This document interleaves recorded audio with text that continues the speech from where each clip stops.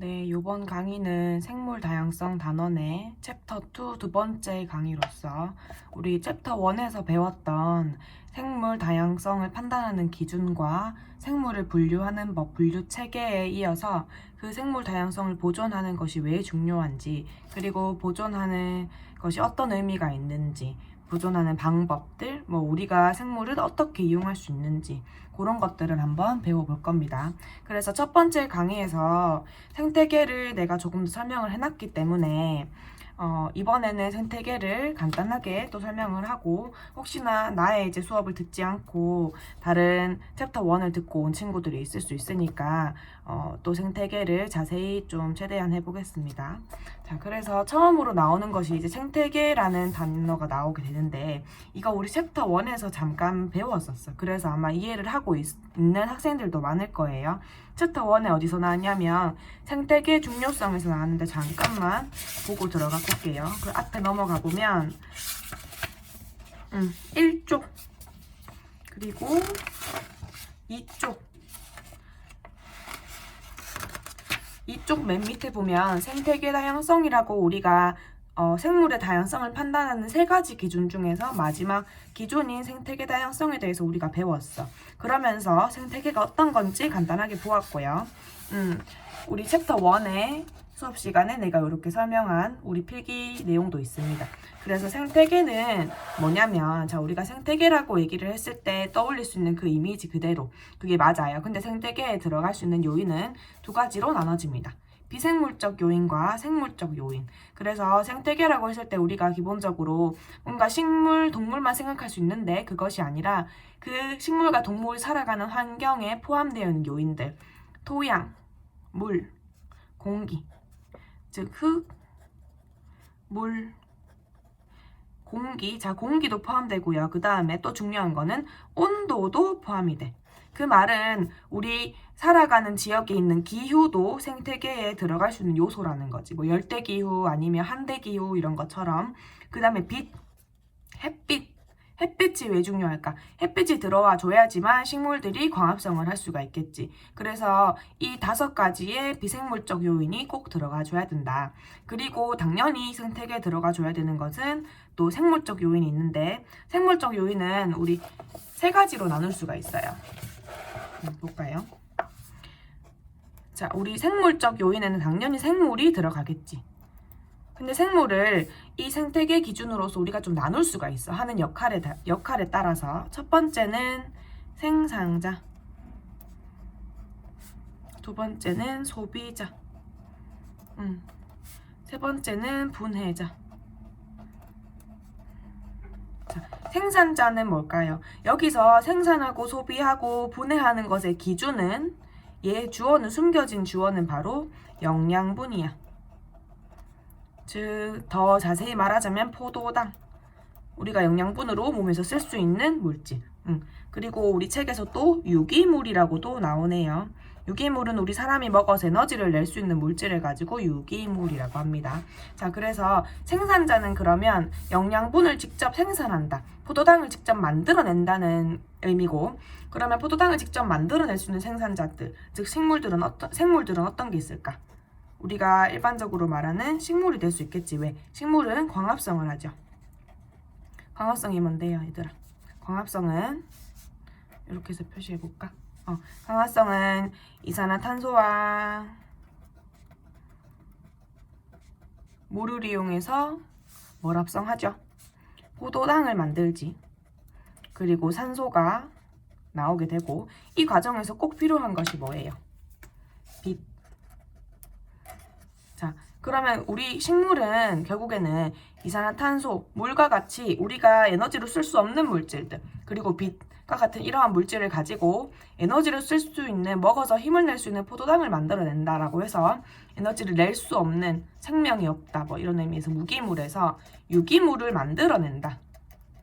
이 생산과 소비와 분해의 기준이 되는 유기물을 생산해내는 것을 가지고 생산자라고 하고, 우리 전체 다양한 생물 중에서 식물들이 이 생산자 역할을 한다라는 거.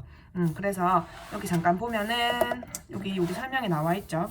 자, 자, 무기물로부터 유기물을 합성하는 생물인 생산자.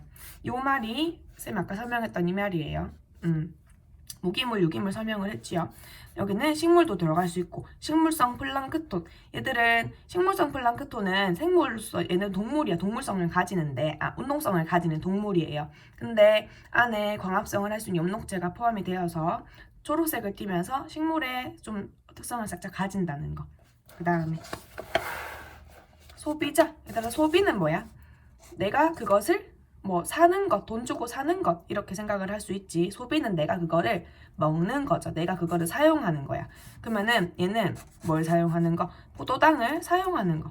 자기가 스스로 만들지 않고 자기 몸에 필요한 유기물을 다른 곳에서 가지고 와서 그것을 사용한다. 그럼 어디서 가져오는 걸까? 식물이 만들어 놨죠. 식물이 만들어 놓은 이 몸 안에 있는 포도당을 다른 생물이 이용을 하는 거예요. 그럼 어떤 생물들이 이용할 수 있을까? 바로 동물들이겠지. 왜냐하면 동물은 식물을 먹으니까요. 동물은 식물을 먹고 동물은 스스로 유기물을 만들어내지 못하고 생산자가 만들어 놓은 유기물을 먹고 살아가는 게 소비자야. 그러면 근데 동물 중에서도 얘들아 두 가지로 나눌 수가 있어. 자, 어떻게 되어 있어요? 우리 호랑이랑 그 다음에 토끼 생각해 볼까? 자, 토끼는 어때? 토끼는 바로 식물을 먹고 사는 거지. 그러면 토끼는 소비자인데 생산자를 먹고 사는 게 토끼야. 근데 우리 호랑이는 어때? 이거 잠깐 적어볼까? 호랑이는 얘는 식물 먹을까요? 식물 안 먹죠. 보통 얘의 식성이 뭐야? 다른 동물을 잡아먹는 육식동물이지. 그러면 호랑이는 어디서 영양분을 가져오는 거지? 토끼한테서 가져오는 거잖아. 토끼는 소비자잖아. 그치? 그럼 얘도 소비자예요. 다른 데에서 가지고 오는 거니까. 그래서 우리 이거를 차수를 붙여서 나누게 됩니다. 1차 소비자, 2차 소비자, 그 다음에 자 3차 소비자까지도 올라갈 수가 있어. 이거는 뭐냐면 여기는 초식동물, 토끼, 뭐 쥐 이런 것들. 그 다음에 2차 소비자는 쥐는 참고로 뭐 잡식이기도 하죠. 2차 소비자는 육식동물인데 조금 작은 친구들. 3차 소비자는 대형 육식동물들. 뭐 호랑이나 사자 이런 게 보통은 3차에 들어갈 수도 있겠지. 자, 그래서 이렇게 소비자는 단계에 따라서 나뉜다. 초식이 1차고 육식이 그 이상이다. 이렇게만 기억해 주면 될 것 같아요. 그러면 분해자 볼게.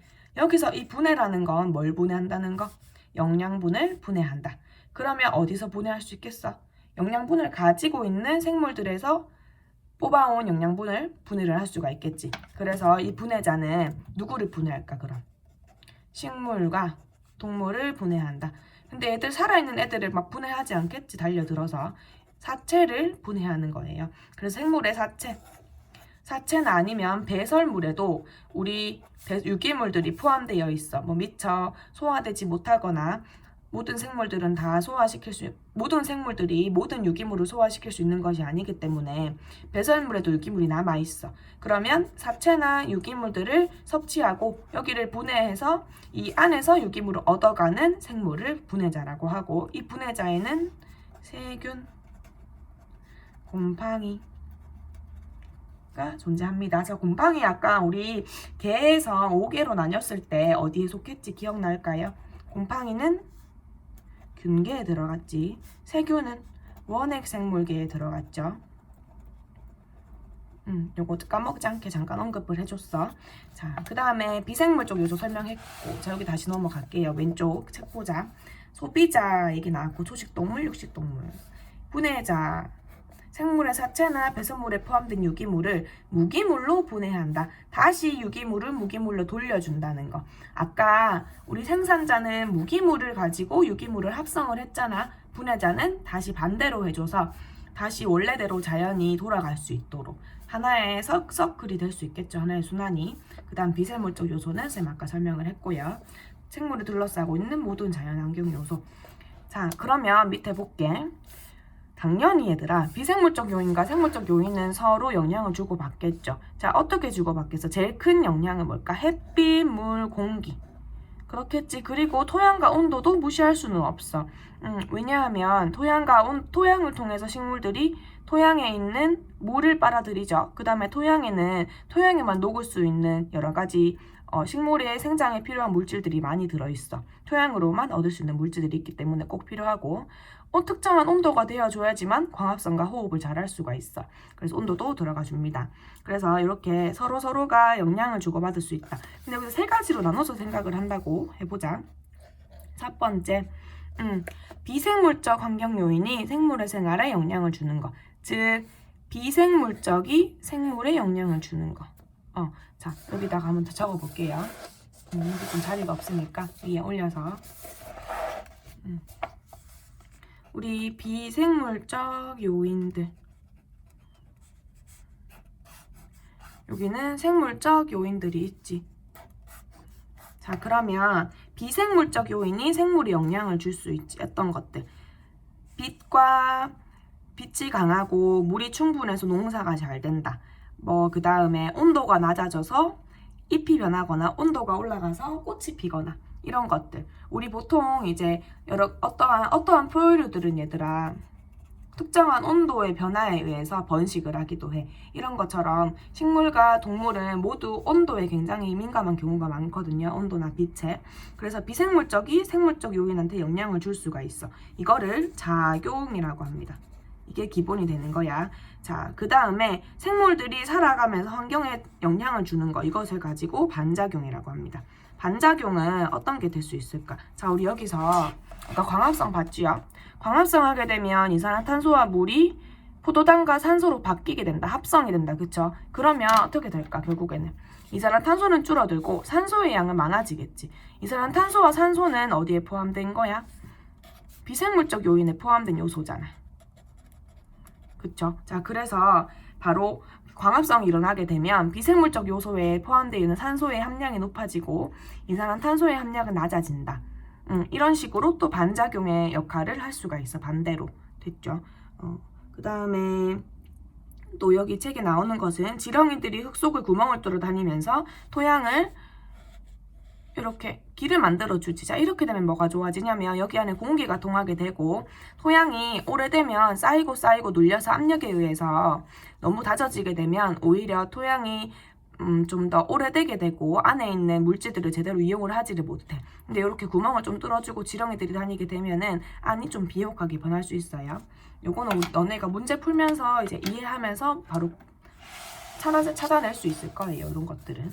그래서 방금 말한 게 이거고. 자, 그 다음에 여기서 또 생물 안에서 서로가 상호작용을 할 수가 있겠지. 자, 비생물적이 생물에 하는 작용 하나. 생물적이 비생물적 요소에 하는 반작용 두 번째. 그리고 생물 안에서 일어나는 상호작용. 자, 어떤 거 있을까?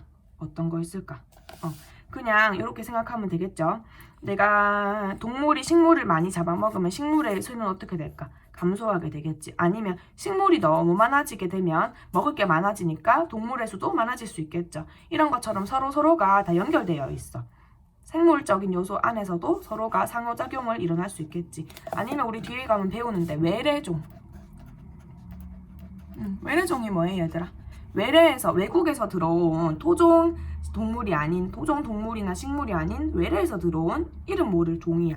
근데 얘네들은 보통 우리 생태계에 영향을 아주 극심한 안 좋은 영향을 많이 끼쳐요. 왜냐하면 우리 방금 좀 이따가 배울 먹이사슬에 애들이 영향을 주기 때문에. 요건 좀 이따 설명을 해줄게. 자, 외래종이 유입하게 되면 외래종이 유입하게 되면 생태계에 영향을 어떻게 끼치냐면, 자, 여기 안에서 우리가 평화롭게 생태계가 평형을 이루고 있었어. 근데 외래종이 들어오게 되면은 얘는 어떤 것에 먹이도 없고 대신 얘가 먹을 건 엄청 많아. 근데 얘 천적이 없는 거야. 그럼 어떻게 될까? 천적이 없으니까 얘는 점점 수가 많아지게 되겠죠. 그러면서 이 평형을 잘 유지하고 있는 평화로운 우리나라 생태계에 얘가 그냥 잠식해 버리는 거지. 이런 것처럼 영향을 줄 수도 있다. 그래서 이 안에서 일어나는 영향도 있고 외래종이 들어와서 영향을 주는 경우도 있다는 거. 자, 그 다음에 먹이 사슬 한번 볼 건데, 자, 여기 쌤이 커다란 그림으로 한번 그려놔봤어. 그림이 조금 이상할 수도 있지만 열심히 노력을 했어요. 자, 볼게. 먹이 그물은 뭐냐면 요렇게 지금 하나의 생태계의 생물적 요인들, 생물로 살아갈 수 있는 요소들이 이렇게 존재한다고 쳐보자. 하나, 둘, 셋, 넷, 다, 열고 8마리가 존재한다고 쳐보자. 자, 그럼 여기서 우리가 생산자, 소비자 이렇게 한번 나눠보는 거야. 자, 우리 여기 풀은 뭘까요? 생산자겠지. 그리고 토끼와 쥐와 메뚜기 못 알아볼까 해서 적어봤어. 메뚜기는 생산자를 먹고 살아가지. 그럼 어떻게 하면 되냐면 생산자, 풀이 토끼한테 먹힌다. 화살표를 먹히는 쪽으로 먹는 쪽으로 그려주면 돼요. 자, 그 다음에 부엉이는 쥐를 먹어요. 그치? 또 근데 쥐는 또 풀도 먹지만 메뚜기도 먹잖아. 쥐는 잡식이니까. 개구리는 메뚜기 먹어. 그치? 근데 요거 부엉이야. 부엉이는 개구리도 먹고 살고, 그 다음에 쥐는 또 뱀이 또 쥐를 먹기도 하고, 뱀은 토끼도 먹지. 그 다음에 또 어떻게 돼? 뱀은 개구리도 먹네. 그 다음에 독수리는 뭐 먹을 수 있어? 독수리는 다 먹을 수 있지. 이 그림에서 독수리는 뭐가 될까? 소비자를 먹지. 그쵸? 그러면 2차 소비자 혹은 3차 소비자가 될 수 있어요. 요렇게 지금 그려져 있는데 여기서 한 줄로 이어서 갈 수가 있겠죠. 어디서 시작해서? 생산자에서 시작을 해서 최종 소비자까지 도달하는데 여러 가지의 경로가 가능을 하지. 어떻게 갈 수 있어? 이렇게도 갈 수도 있고, 이렇게도 갈 수도 있고, 쥐를 통해서 갈 수도 있고, 쥐 뱀 갈 수도 있고, 쥐 개구리 갈 수도 있고, 여러 가지의 선들이 많죠. 여기서 우리가 여러 가지의 선을 그릴 수가 있는데 그 선들을 가지고 이어져 있는 거, 서로 먹고 먹히는 관계를 사슬로 나타낸 거, 화살표로 나타낸 것을 가지고 먹이사슬이라고 합니다. 먹이사슬. 그럼 먹이사슬 여기도 있고, 이렇게도 있고, 이렇게도 있고, 여러 가지로 다 그려질 수가 있겠죠. 이렇게도 갈 수도 있고. 자, 그러면은 이 전체적인 내가 지금 그려놓은 그림은 여러 가지 먹이사슬이 복잡하게 얽혀있는 구조로 지금 만들어져 있지, 그려져 있지. 이거를 가지고 먹이 그물이라고 한다. 복잡하게 얽혀있기 때문에. 요거를 먹이 그물이라고 합니다. 자, 그러면 먹이사슬, 먹이 그물 우리 앞에 잠깐 얘기를 했었는데 뒤에 가서 한번 다시 볼게요. 자, 먹이사슬이 나온 이유 볼게. 자, 생태계 A는 이거 보이죠? 생태계 A는 지금 먹이사슬이 하나로만 이루어져 있어. 하나의 먹이사슬로 이루어져 있어. 생태계 B는 어떨까? 먹이사슬이 여러 개 복잡하게 얽혀 있죠. 그럼 여기는 먹이사슬, 먹이 그물이 복잡하다. 여기는 먹이 그물이 단순하다. 자, 우리 요 생물의 다양성 첫 번째 챕터에서 뭐 배웠냐면 생물의 다양성 판단하는 것. 기준들이 있었죠. 첫 번째, 종다양성. 두 번째, 유전적 다양성. 세 번째, 생태계 다양성. 이렇게 있었지. 자, 그럼 여기 한번 비교를 해볼게. 일단 종다양성 누가 클까? A보다 B에서 존재하는 종이 더 많네. 유전적은 알 수 없어. 하나의 종 안에서 들어가 주는 거. 일단 이것만 보더라도 오른쪽이 생물 다양성이 더 크다는 걸 알 수가 있겠죠. 그 다음에 생태계를 판단할 때 이제 여기 생태계 다양성 안에 이제 먹이사슬이 들어가 주는 거예요. 그래서 유전적 다양성은 모르더라도 일단 종 다양성이 B가 더 크고 먹이 그물이 B가 더 복잡하기 때문에 3번으로 우리가 기준을 삼은 생태계 다양성 또한 A보다 B가 높다. 이겁니다. 자, 그 왜 그러냐면, 자, 볼게요. 만약에 생태계 A에서 메뚜기가 사라졌다고 쳐볼게. 그럼 어떻게 될까? 개구리는 먹을 게 사라지니 수는 줄어들어. 풀은 어떻게 돼? 천적이 사라지니까 많아져.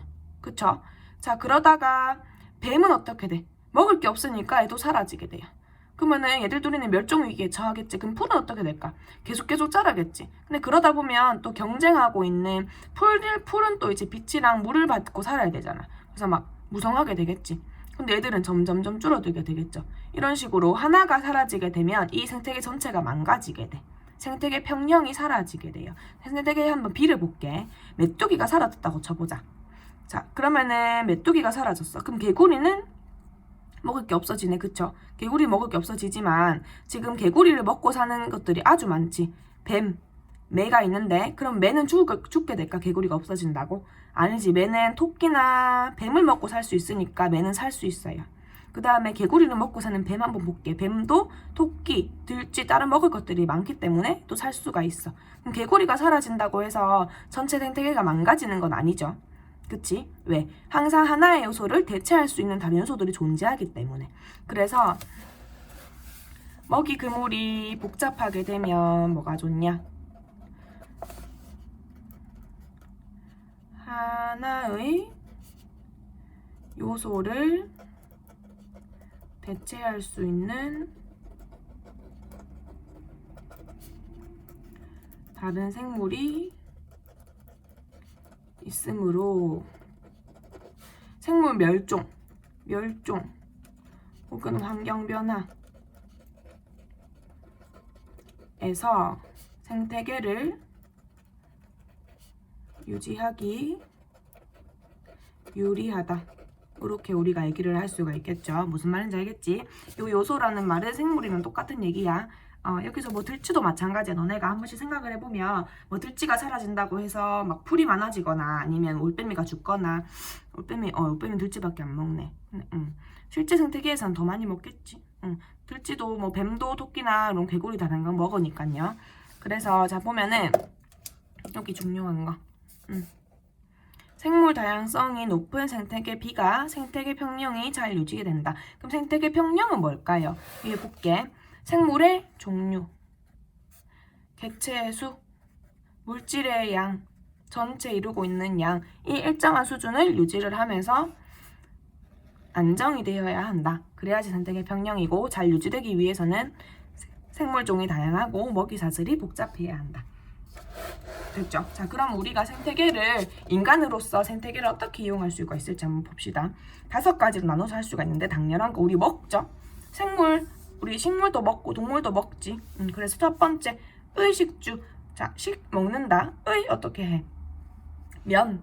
목화로 만든 면. 얘들아, 면이나 그 다음에 노예고치로 만든 거, 그 다음에 양털로 만든 거, 우리 올이라고 하는 거, 뭐 구스 뭐 이런 거 많지. 패딩이나 저기 이불에도 많이 사용되잖아요. 그런 것처럼 의식주에 필요한 자원을 제공을 해준다. 특히 나무가 제일 많이 쓰이겠지. 나무, 뭐 물도 먹고 사니까요. 그 다음에 두 번째 버드나무 재료를 약품이야. 약품. 약품, 약의 원료로 많이 사용이 된다. 자, 아스피린, 뭐 페니실린 이런 것들 자주 많이 사용하는 이런 약품들은 다 우리 식물에서 가지고 온 원료입니다. 그래서 식물에서 지금 뭐 항암제 개발도 하고 있고 여러 가지 식물에서 뽑아내온 천연 약품들의 개발이 활발히 이루어지고 있어요. 그 다음에 뭐 대구 수목원, 지리산 둘레길 우리 많이 놀러 가잖아. 휴식 공간도 될 수 있고. 그 다음에 유전 자원을 제공한다. 이런 거 뭐냐면, 자, 세균 안에는 어떤 세균은 우리가 해충의 저항성을, 이거는 뭐냐면, 자, 뭐 어떤 이렇게 밭이 있었죠, 밭이. 근데 여기 이렇게 막 내가 농사를 짓겠죠. 근데 여기에 막 세균들이 돌아다닐 거 아니야. 그치? 그리고 해충도 막 있을 거 아니야. 여기다가 내가 농약을 뿌렸어. 살포를 했어. 근데 어떤 애들은 죽었는데 어떤 애들은 안 죽는 거야. 살아있는 거야. 왜 그럴까? 얘들은 이 농약에 대해서 저항하고 있는 유전자를 가지고 있기 때문이지. 그럼 얘네들한테 유전자를 뽑아내. 어떤 유전자? 농약에 대해서 저항성을 가지는 유전자를 뽑아내. 이걸 이용해서 더 센 농약을 만들 수 있겠지. 아니면 농약에는 죽지 않는 튼튼한 식물을 만들 수도 있겠지. 그래서 다음 밭에는 이 농약 저항성 유전자가 들어간 식물을 심어서 농약을 뿌려도 식물은 죽지 않고 나머지 여기 해충들만 죽을 수 있도록 하는 이런 식으로 많이 이용도 되고 있습니다. 그 다음에 여기 뭐 산업용 재료나 아이디어를 제공한다. 우리 벨크로 테이프 찍찍이. 찍찍이는 독고마리 열매가 이제 옷에 달라붙어서 떨어지지 않는 그런 열매야. 그게 이제 얘네들의 번식 방법이기도 해요. 어쨌든 그런 것들, 뭐 방수가 되는 거, 연잎 효과 이런 것들 이용해서 우리가 어떠한 생물들이 가지는 특성을 이용해서 우리의 산업용 재료나 우리 일상생활에 쓸 수 있는 물건에 대한 아이디어를 제공한다는 거예요. 이렇게 5가지 보고 진행해볼게. 자, 그러면 생물 다양성을 보존을 하고 싶다. 왜 보존을 해야 될까? 일단은 지금 무슨 일어나? 이거 옛날에 2007년도에 이제 태안의 앞바다에 요 기름 유출 사건이거든요. 이거 굉장히 이슈가 많이 되고 사람들이 이제 봉사활동도 많이 갔어. 여기 안에 이제 기름 유출한 거 딱 끌어. 요게 이제 위에 둥둥 떠 있어서 사람들이 도와줘야 돼. 그래서 봉사로도 많이 가고 기부도 많이 하고 그랬어요. 그래서 자 그럼 어떻게 될까? 원유가 유출되면 일단 원유는 기름은 가벼워서 위에 뜨지. 그러면 이 밑에 있는 물고기들 어떻게 될까? 공기를 못 받지. 햇빛도 못 받아. 햇빛 못 받으면 이 안에 있는 플랑크톤 이 안에서 광합성 하는 애들도 못 살게 되겠지. 못 사니까 애들이 광합성도 못 하니까 안에 더더욱 산소가 부족해서 물고기들도 잘 못 살게 되겠죠. 자 그래서 여기 보면은 원유 유출로 사고 해역 근처 해양 생태계 아예 무너졌다. 원상복귀 위해서는 100년 이상이 포함이 된다라는 거. 자 어쨌든 지금은 많이 나아졌어.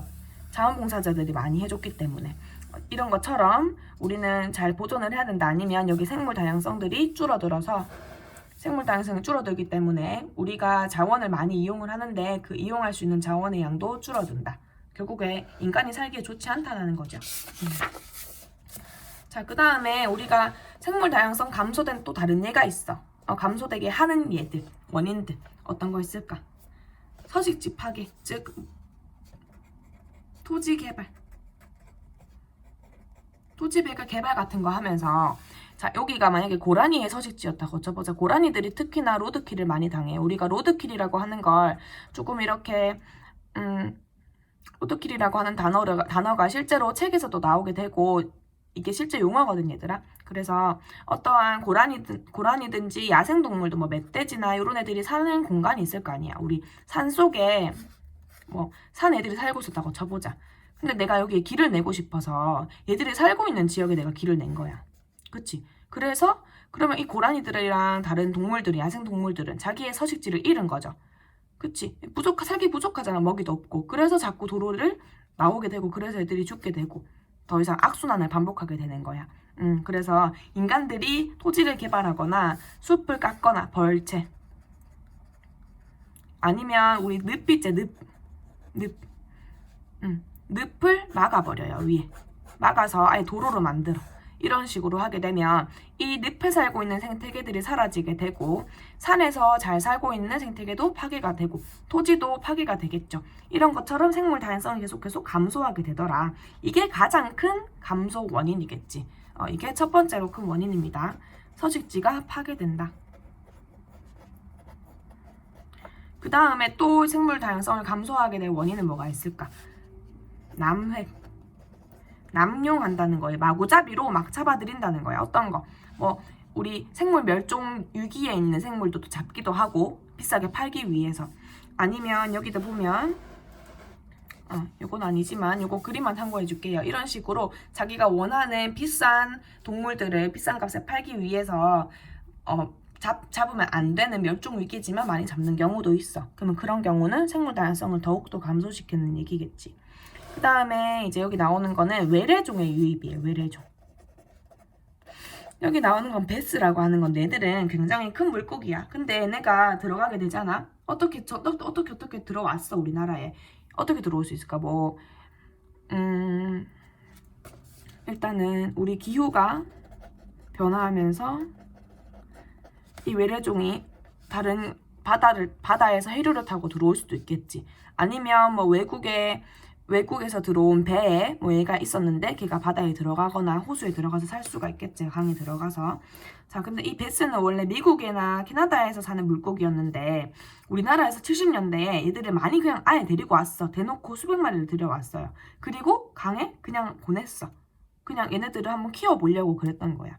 근데 그럼 얘들의 어떠한 긍정적인 목적으로 데려온 것에 데려온 거랑 반대로 실제로 얘네들이 들어와서 그 생태계를 아예 망쳐놨어. 어떻게 망쳐놓냐면 거기는 애들 무명을 다 잡아먹어요. 있는 거 다 먹어.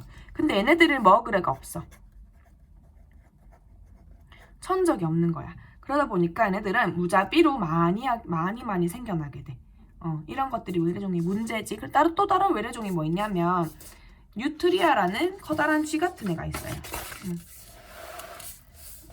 볼게. 여기 베스 얘기 나오고 그 다음에 뉴트리아는 뭐냐면 얘는 쥐랑 막 두더지 같이 생긴 애거든. 얘도 한창 들어와서 어디 막 시골에 있는 생태계들, 논이나 밭 같은 곳에 돌아다니면서 거기 있는 작물들을 다 뜯어먹어요. 다 뜯어먹고 곤충도 다 잡아먹는데 정작 애를 잡을 애는 없는 거야. 우리 논밭에. 애는 엄청 많아져서 그때 한창 뉴트리아 잡으면 한 마리에 막 2만 원 막 이런 거 있었어요. 자, 요쯤에서 선생님 암호 얘기하고 갈게. 암호 첫 번째는 청포도. 첫 번째는 암호는 청포도입니다. 암호. 맛있는 청포도 있죠? 자, 그래서 우리 뉴트리아 그때 뭐 잡으면 한 마리당 뭐 2만 원씩 주고 이랬었어. 근데 잡을 때 막 총 쓰면 당연히 우리나라 총기 소기 금지니까 총 쓰면 안 되고 더 쓰면 안 되고 좀 이렇게 그나마 얘들한테 친화적인 방법으로 뭐 죽여야 된다 뭐 이런 거 있었어요. 블루길은 얘도 물고기의 종류 중에 하나야. 근데 가시박은 뭐냐면 얘들은 풀이야. 돼지풀도 풀이고 얘네들은 자라게 되면은 그 논밭을 아예 가득 메우게 돼서 근데 게다가 얘네들을 뭐 이렇게 막 먹고 사는 애도 없고 얘네들은 너무 강해서 농약 같은 데도 잘 안 죽어. 그래서 우리 생태계를 위협을 하고 생태계를 파괴를 했다. 베스는 아직도 조금 문제가 되고 있어요. 아직 있는 곳이 있어서. 자, 그 다음에 또 우리가 산성비. 자, 산성비도 우리 생태계를 파괴할 수가 있지. 근데 산성비는 누가 일으킨 거예요, 결국에는. 산성비. 우리 사람이 일으켰지. 어떻게? 공장에서 나오는 물질들, 질소나 황 같은 물질들이 나오게 되면 그것들이 산성비를 만들게 됩니다. 물에 녹아서 안 좋은 뭐 생태계에 안 좋거나 생물에 안 좋거나 그리고 심지어 또 건물을 더 쉽게 녹슬게 하는 산성의 물질을 띠기 때문에 우리 산성비를 만들면 우리 생태계를 파괴하게 된다. 그래서 산성비가 하천이나 토양을 산성화시킨다. 자, 하천이나 토양이 산성화되면 동식물이 살기가 힘든 환경이 돼요. 비옥하지 못하고 안에 제대로 물질이 살아가지 못해. 그래서 결국 인간이 이 공장을 짓고 어떻게 산업적으로 발전을 하려고 하면서 산성비도 생기게 되고 그 다음에 공기도 안 좋게 되고 대기오염도 들어가게 되겠죠. 이러면서 생태계에 여러 가지 파괴하는 요인들을 제공을 하고 있다. 화학물질. 그래, 공장에서 또 화학물질을 그냥 강에 이렇게 내보내는 경우도 있어요. 그리고 공장에서 당연히 그거를 처리를 해서 보내겠지만 하수 처리를. 하지만 어떨까? 그래도 그 안에 중금속, 화학물질이 남아있단 말이야. 이런 것들 당연히 수중 생물한테 안 좋겠죠. 걔네들이 먹게 되면 생태계의 교란을 일으킬 수가 있어. 자, 그럼 어떻게 하면 보존할 수 있을까라고 나오는 내용들은 여기 볼게. 서식지를 보존한다. 무분별한 개발을 막기 위해서 보호구역을 지정을 한다. 국가적으로 활동하는 거. 이건 국가적으로 할 수 있는 거죠. 그 다음에 또 밑에 보면은 서식지를 연결한다. 자, 여기 보면 중간에 이렇게 들어오게 되면서 여기가 만약에 이러한 생태 통로라는 것, 여기 생태 통로거든요. 여기 자, 여기 보면 중간에 도로가 만들어졌어. 근데 위에 생태 통로가 이렇게 있어서 여기 이어질 수가 있어. 생태계들이 보존될 수가 있어. 이게 없이 그냥 터널만 있었다면 아예 서식지를 가로막는 거죠. 이거는 뭐야? 격리지, 격리. 그렇게 되면 여기서 생물들이 환경들이 변화한단 말이야. 그리고 동물들이 이동을 못해. 이동 못하게 되면 서식지가 좁아져서 살기가 힘들어서 생태계 유지하기도 힘들어져요. 그래서 이런 식으로 위에 통로를 만들어서 동물들이 이동을 할 수 있게 한다. 동물의 관점에서 만들어야 된다. 뭐 이런 내용도 있어요. 여기 보면은 자, 우리 뭐 개인적 활동들. 쓰레기를 줄인다. 모피를 만든 제품을 사지 않고 희귀동물을 애완용으로 기르지 않는다. 자, 우리 희귀동물 같은 거 있지 뭐 도마뱀이나 뭐 되게 신기하게 생긴 애들이 많아. 근데 사실 그런 것도 다 외래종이래요. 뭐가 문제냐면 너네가 만약에 키우다가 자, 우리 친구들은 안 그러겠지만 나쁜 사람들은 동물들 키우다가 키우기 싫어지면은 그냥 밖에다가 버리는 사람들 많지. 근데 강아지 이런 거 버리면 강아지들은 뭐지 유기센터에서 데려갈 수 있겠지만 도마뱀이나 뭐 거미나 이런 외래종들은 어떻게 될까? 바깥에 버리게 되면 거기 안에 그냥 들어가서 살겠지. 어디 숲에 들어가서 살겠죠. 근데 얘네들 외래종이잖아. 그치? 그럼 어떡할까? 생태계 파괴시킬 수가 있겠죠. 그래서 희귀동물들은 사실 애완용으로 기르지 않아서 그들의 사업을 조금 서포트하지 않는 것이 외래종을 막는 방법 중에 하나가 될 수가 있다라는 거야. 모피로 만든 제품 당연히 얘네들은 생물을 죽여서 얻어내는 물질이기 때문에 안 사는 게 좋겠죠. 그 다음에 사회적 활동 보면은 뭐 캠페인을 한다, 환경단체에서 의견을 제시한다. 그 다음 국가적인 활동에 대한 내용이 더 많은데 사실 국가에서 이렇게 개입을 해서 조금 제안을 해주는 것이 더 좋겠죠. 우리가 개인적으로 하기보다는 국가에서 해주는 것이 조금 더 발전 가능성이 높아지겠지. 지나친 개발을 하지 않는다. 생태계를 연결하는 생태 통로를 설치한다. 불법 포획을 금지한다. 멸종위기 생물을 지정하고 노력한다. 자, 뭐 여기 보면은 국립공원 있고요. 우리나라 고유식물의 종자를 종자은행에 보관한다. 고유식물 같은 거, 자, 우리 각각 나라마다 자기 나라에만 존재하는 고유식물도 뭐 동물들도 있지만 고유식물들이 있어. 그거를 은행에 보관해서 관리합니다. 그 다음에 외래종을 감시한다. 이거 중요하겠지. 그 다음에 환경정화 시설을 설치해서 오염물질을 잘 정화해주는 것도 중요합니다. 뭐 국제적으로 협약을 맺어서 뭐 1년에 배출하는 이산화탄소의 양 1년에 배출하는 이산화탄소 배출량을 제한을 한다던가 서로 약속을 한다던가 국제적으로 협약을 맺어서 좀 더 지키도록 동기부여를 할 수가 있겠죠. 자, 이렇게 하고 나면 이제 우리가 실제로 세계에서 맺었던 협약들의 내용이 나와. 이건 한번 읽어보면 되고요. 여기 뭐 우푸늪 이런 건 이거 한번 가본 친구들도 있을 거예요. 굉장히 좀 아름다운 우리가 놀러 갈 수 있는 곳이에요. 이런 것도 한번 보면 좋고요. 그래서 이런 것도 한번 읽어주면은 나중에 우리가 직접 생물을 보면서 생각하기도 좋고 문제 풀기에도 좋겠지요. 자, 여기까지 하고 나면 생물 다양성 단원이 끝이 났어요. 지금 시간이 조금 남아서 잠깐만 요약을 하면 우리 배운 거, 자, 생물 다양성 우리 배웠었고, 그치? 자, 생물 다양성은 어떻게 판단을 할 수가 있다. 먹이사슬로 판단을 할 수가 있다. 먹이사슬이 복잡할수록 생물 다양성이 높고 종다양성이 높고 생태계 다양성이 높기 때문에 그래서 평형 생태계 안정을 유지하기가 좋다는 거. 생물 다양성이 주는 혜택 이렇게 있죠. 한번 보면 되고요. 우리 생물한테 어떤 영향을 주냐. 인간한테 뭐 혜택이라고 생각할 수 있겠지. 우리가 어떻게 이용을 할 수 있는가. 그 다음에 생물 다양성의 감소와 대책 우리 아까 봤고 어떻게 하면 보존할 수 있는지 이런 거 봤습니다. 그래서 마지막 암호는 두 번째 암호는 몰티슈. 몰티슈 이거요. 이거 잘 기억해서 우리 카카오톡 채널에 올려주면 돼요. 자, 그래서 우리 생물 다양성 단어는 끝이 났고 내용 정리 뒤에 있는 숙제도 다 풀어서 카카오톡 채널에 제출하도록 하면 됩니다. 수고하셨습니다.